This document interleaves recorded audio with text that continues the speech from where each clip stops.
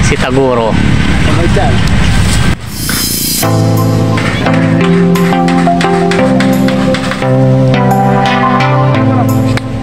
Ano eh, nilagay ko na siya habang nagtatanong sa'yo.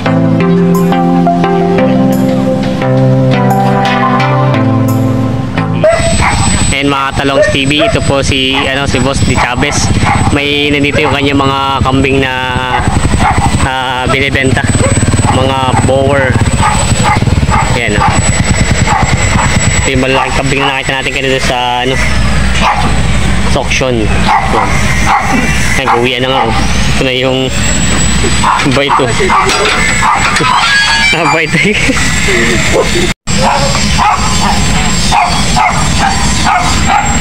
Ayan yung mga, ano nga tawag, full blood nga at hindi pa naman. Full blood yung isa. Full blood yung isa. Ito malaki. Ayan yung mga kambing ni boss na binibenta. Yung isa ay full blood, yung isa ay upgraded. Yung isa ay pure breed.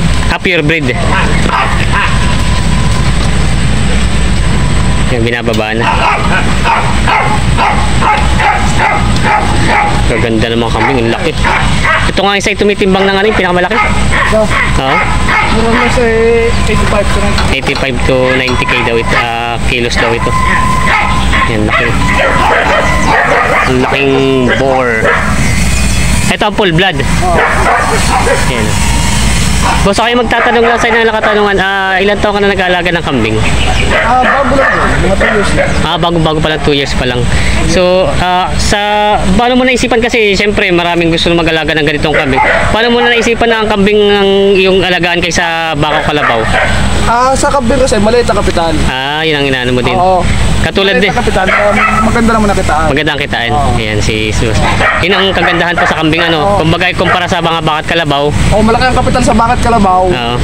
Ito ay tubo naman kakaunti. Kaya sa kambing sir. Pero sir, sa 2 taon na naisipan nyo nga na mag-alaga ng ganito mga kambing dahil nga mas maganda siyang alagaan. Mas magkakitaan. Yan si sir. Yan, 2 taon na raw siya nag-aalaga nito mga ganitong Ilan tong mga kambing nyo ito alagaan? 10.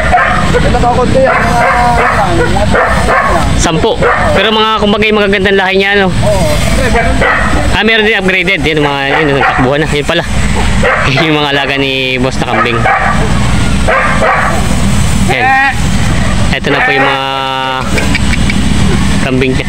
Ito yung mga upgraded lang upgraded lang yan. Ito na. Nag-uwian na sila. Yan ang mga. Ito isa yung namatay ang nanay yan. Namatay namin yan. Dami. Kumbaga kahit mga hindi siya ganun karami, mga mahal naman ang presyo. Yan si sir. Oo. Ito nga sir, magkano mo binibenta itong ganito kalaki? Yan ay 45 ang asking. 45 ang asking price daw dito. Ang laki naman ito. Ito ay 85 to 90 kilos ang timbang niya. Ito yung full blood. Yan ang full blood. Oo. Tapos ito namang isa sa labas, ayun pala yung isa. Ito naman ito binibenta mo rin. Hindi ko binibenta yan. Ito yung mo na. Ano ba yung laruan? Mukhang mabait nga pati ito. Napakabait nito. Halata nga yun. Si Taguro. Ano pangalan? Taguro. Ito si Taguro. Yan si Taguro. Ayun na. Ay siya. Sabay nga yung tinagtura niya. Maganda nga rin maalagay ng mga kambing talaga pag Oo. Napakabait na. Pero sir, ako matatanong sa'yo sa 2 taon mong pag-aalaga ng kambing dito sa medyo mainit. Ano ang kalimitan nagiging sakit ng mga kambing? Ang kalimitan nagiging sakit ng kambing ay herp at saka sipon at tubo.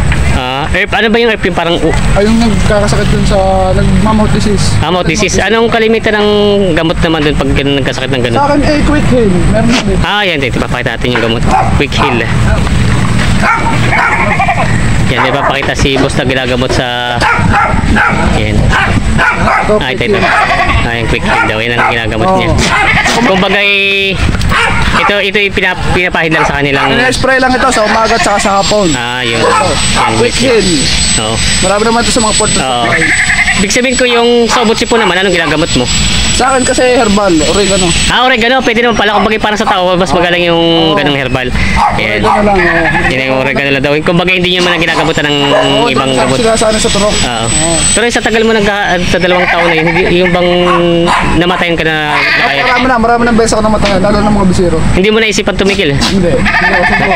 Hindi susuko. Kumbaga naman is... Pag sumuko, kaya ka namin Fred Aguilar yung magkasusuko. Oo. Sa tagal mo na sa 2 taon na yun, kumbaga nabawi mo na ba yung capital mo rin ng mga sa kambing na to? Kasi syempre malalaki din capital niya sa kambing at yun, may mga, yung isa full blood, yung isa ay upgraded. Hindi naman siya pumipresyo ng katulad ng mga native. Pare-parehas. Naibalik na, bawi mo na rin ba Ako yun? naman ang Diyos sa loob naman nagkakaunti na. Kakunti na. Kumbaga hindi pa rin talaga nababalik sa loob ng 2 taon na yun. Marami talaga namatay kaysa... Ilan ang namatay mong kambing? Siguro mga 15 pieces na. Madami ano? Oo, madami. Anong pinagmula ng nila kinamatay? Ayun na yung mga sakit na pagtatay. Pagtatay.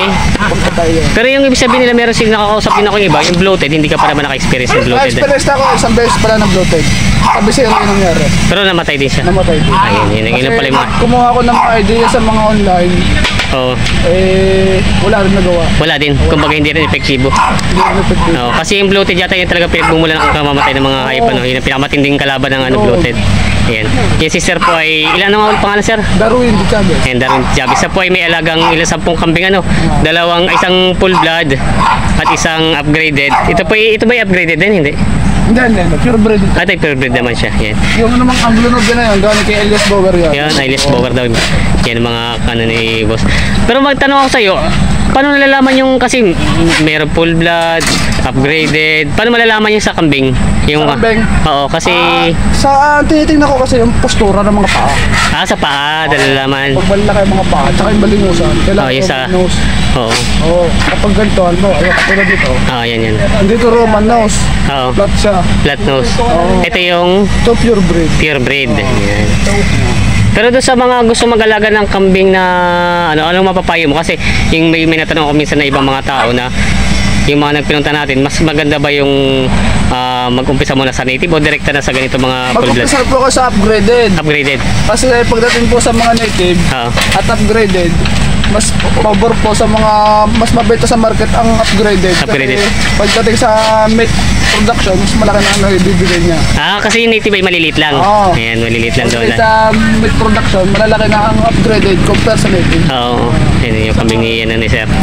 Kumbaga yun pala ang pinakamagandang payo nyo, yung upgraded na nga naman. Upgraded. Paano po ba yung pag-aalaga pala nun? Kasi parang ang sabi nila maselan daw ang mga upgraded, hindi Hindi naman mas, kasi ang upgraded may dugo pa rin yan ng native. Ah, Kaya matibay pa rin ang resistensya nila kumbaga sa mga full blood. compare sa full blood. Oo, full blood at saka pure breed, medyo maselan talaga yan. Kumbaga kaya yun palang mapapayo nyo. Kumbaga upgraded na agad para malaki katulad nito. Ito ang laking kambing. Yan Ang ang taas. kay Elias Bogarel. Yan ang pure breed ang tunog yan. Yan si kuya ay tatay ni Boss Aidan to nagagawa ng kulungan. Pinalalaki. Kuha ng Ayun, sisikip na. kumbaga simple lang itong kanyang kulungan dito pero Simple lang. ayan, hindi naman kailangan na maganda Oo, mahalaga kailangan laging malinis. Yan, kailangan na malinis yan. Oo. Yan si sir. Pag yung madumi, yun lang ang pinagmumulan ng sakit talaga ng ganito. Kapag naamon nila yung dumi nila, kaya kailangan naka-elevate ang Elevated talaga. Oo. Pero anong pinakasuggest mo na okay na rin ganyan kataas?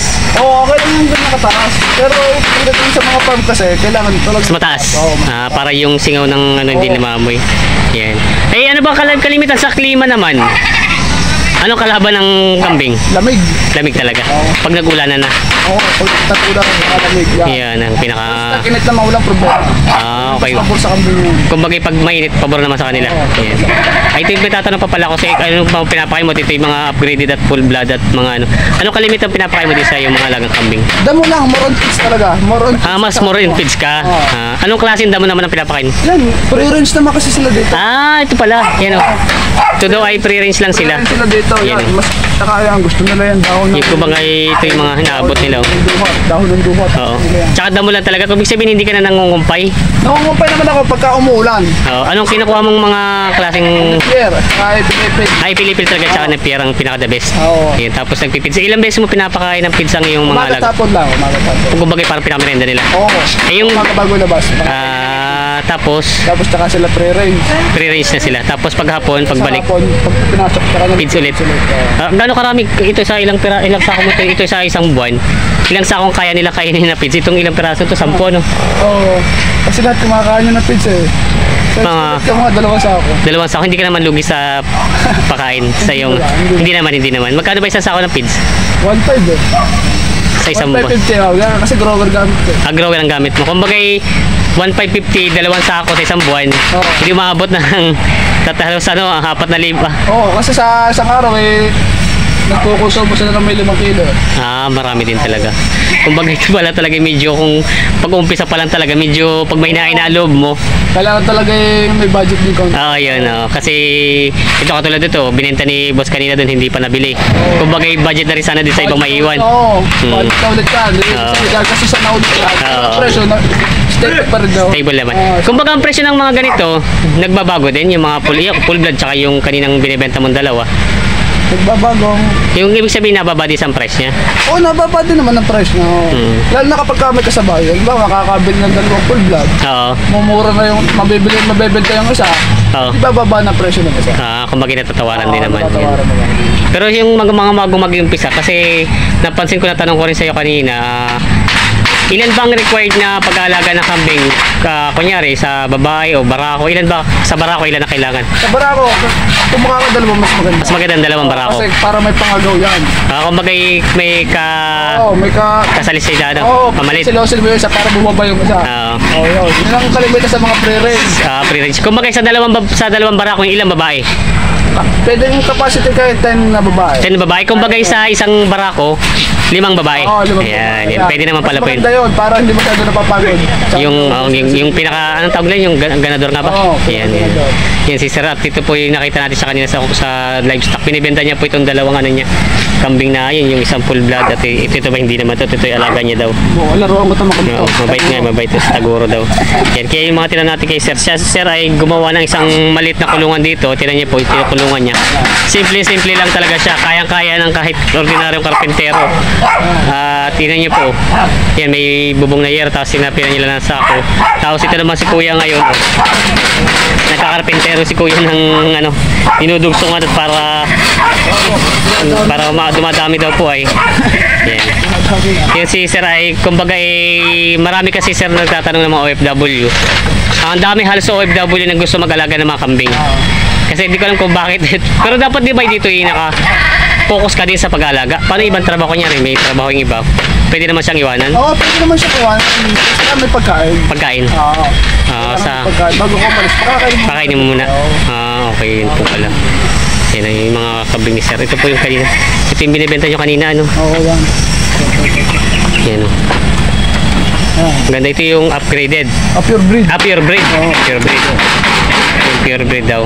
Ito ay nag-range ng, kung sakaling may gustong bumili, magkano nga yun? Yan, 35 asking. 35 ang asking. 35,000 ito asking daw. Oo.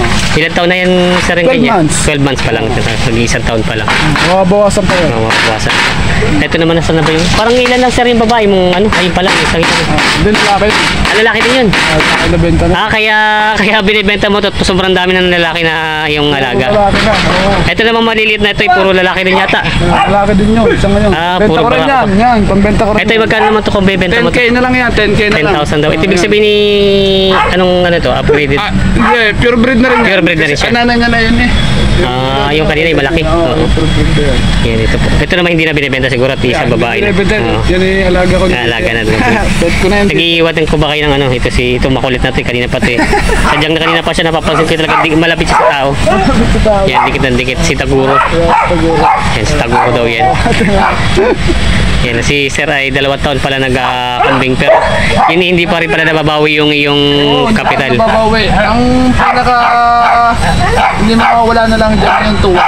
Yung tuwa na lang. Kung bagay, parang alaga ka rin ng talagang alaga. Isipin yung loge. Oo. Isipin mo na lang yung tuwa mo sa pag-aaral. Yan. Yun na lang yan. Pero po, ang kambing talaga yun sa payo mo, tapos magaling siya kaysa ibang mga hype na alagaan. Upgraded yun. Upgraded mo na. Yan. Upgraded na kayo, huwag na kayo mag-native. Kasi native maliit ang lahi. Oo, maliit. Lalo na, ang native ngayon, marami ng inbreeding sa native. Paano ibig sabihin ng inbreeding ba? Inbreeding, yung ama niya ang kumakas na doon sa anak. O ano nangyayari po doon? May posibilidad na lumit ang breed ng native talaga. Kaya Kumbaga native na siya, naliit pa lalo sa size niya. Oo, yun na. Yun Maliit pala. talaga yun kapag breeding na. Kaya sir, binibenta niya yung dalawang kambing niya na barako. Kasi pag breeding na yan. Yan pala. Bawal kasi kumasta yung pag-anak niya na mismo. Oo, bawal na kumasta yung tatay niya sa anak niya. Kasi nag-inbreeding. Yun palang iniiwasan na. Sa nanay niya, bawal na rin Oo, kumasta. yan, sir. Yun na yun.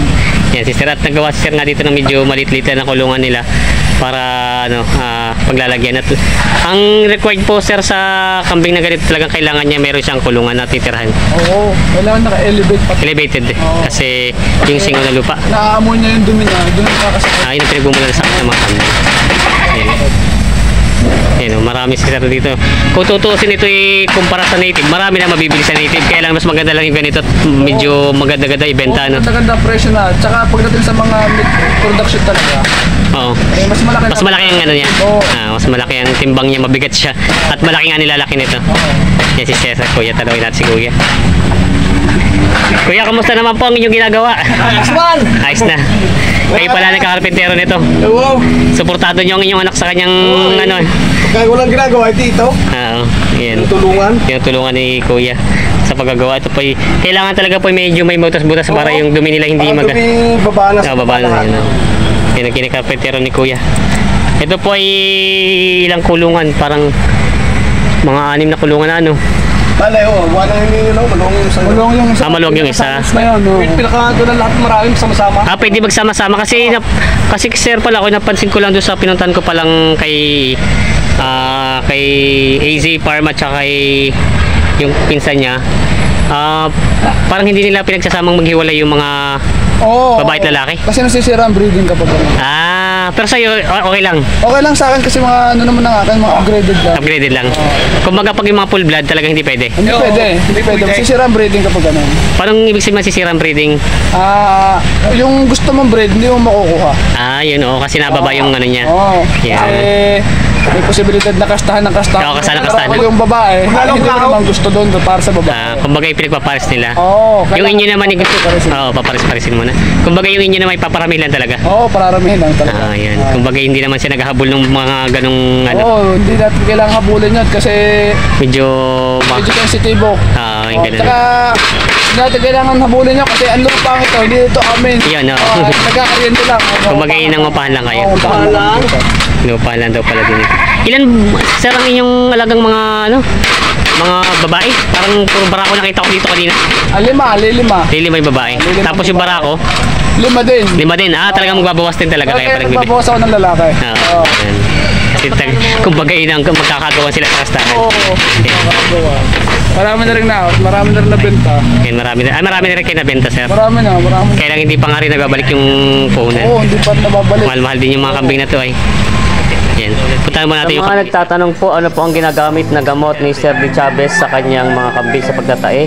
Yan po ay Sorex lang po ang ginagamot niya. Ito po ay isang tabletas na dinudurog, isang buo po sa malaking kambing na at sa mga malilit pang kambing ay kalahati lang po. Ito ay pinapainom po sa kanya. Ito sir pala, anong breed nito? Anglo-Nubian pure breed. Ito ang Anglo-Nubian pure breed. Galing kay Elias Bowell. Ang lapad at tinga niya yun. Gas matangkad siya. Ang taas nga. Kita ko nga niya kasi sa laki ng mga barako. Pre-race lang yun dito. Ganda nito. Ganda ng katawan. Ito yung mga magagandang klase ng kambing. Ito yung full blood. Magkano naman sir binibenta yung ganyan mo? Nabenta na to. Nabenta na? Oo. Nabenta na lang pala ito. Ito lang. Ang ganda ng presyo. Ito ay pa-deliver sa Tarlac. Full blood. 20k ito nabenta. Ibig sabihin ko sir, ito ilan to? Parang batang-bata pa siya, no? Bata pa to, 6 months lang to. 6 months lang pala ito. Talaga lang malaki ang kambing. Ang ganda ng pagkakambing nito. Ito yung mga alaga ni sir dito. Kita sa dito tinitingnan yung mga paa niya, yung malalaki ano. Paa, tumulong ka ng paa niya. Tapos yung balingusan niya. Yan. Saka yung mukha, ang laki. Pero yung mga full blood, ito yung mga itsura ng mga full blood na nakikita natin mga kambing. Ayan. Pag sarili nga ng mga alaga eh.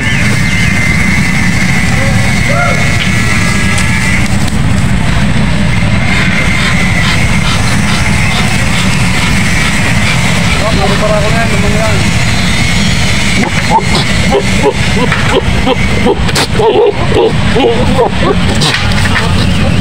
Sadya magkakasundo sila no? Ay, nag-away na.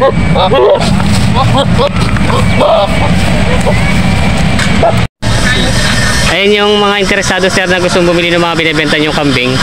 Pwede mahingi number nyo? Pwede boss. Yan sir. Anong number nyo?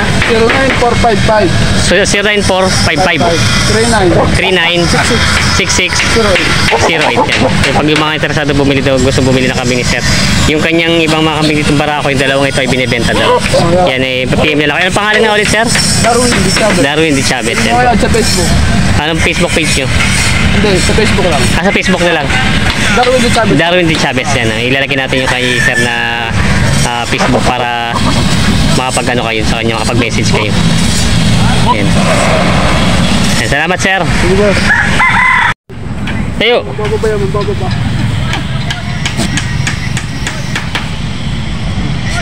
Masaya lang mabait talaga, yung iba hindi nagka-ano, no? Oo. Kulang talaga. Kita paano yung mga daing nguso. Parang nagkano yung nguso. Mababa ka niyan. Mababa yan.